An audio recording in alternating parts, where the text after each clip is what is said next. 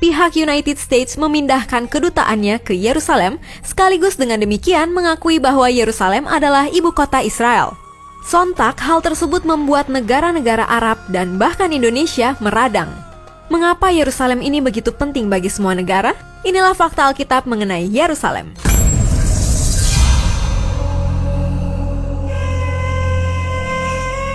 Yerusalem atau Yerusalem disebut juga Al-Quds dalam bahasa Arab, merupakan salah satu kota tertua di dunia, terletak di sebuah dataran tinggi di pegunungan Yudea antara Laut Tengah dan Laut Mati. Kota ini dianggap suci dalam 3 agama Abrahamik utama, Yudaisme, Kekristenan, dan Islam.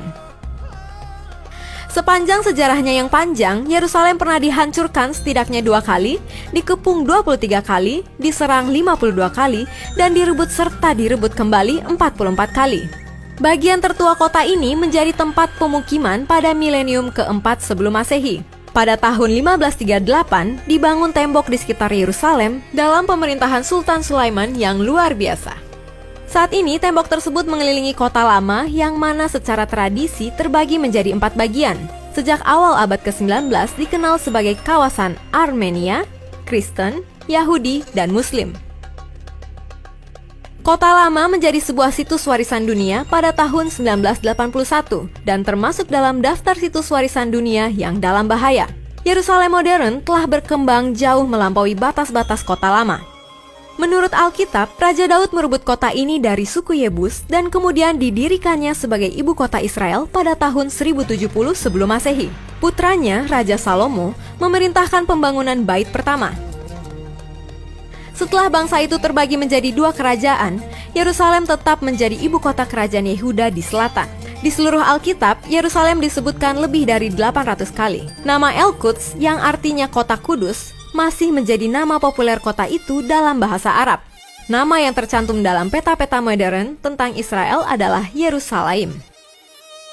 Pada tahun 66 Masehi, pemberontakan orang Yahudi menyebabkan pasukan Romawi datang di bawah pimpinan Cestius Gallus yang mengepung kota itu dan mendesak terus sampai ke tembok-tembok bait. Tiba-tiba, Cestius Gallus mundur tanpa alasan yang jelas.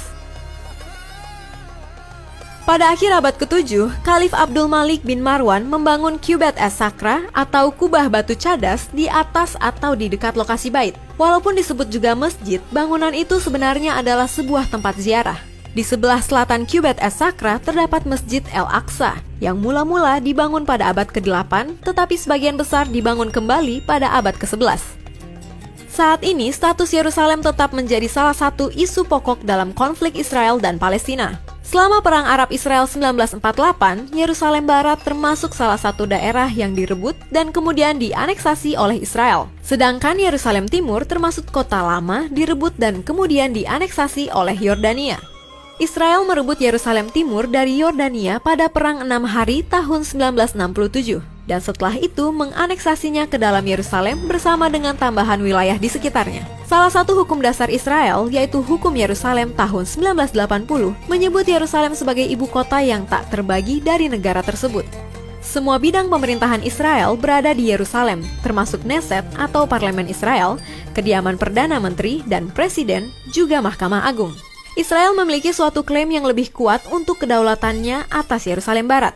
Di Yerusalem juga terdapat beberapa lembaga Israel non-pemerintah yang memiliki kepentingan nasional, misalnya Universitas Ibrani dan Museum Israel dengan Shrine of the Book di lapangannya.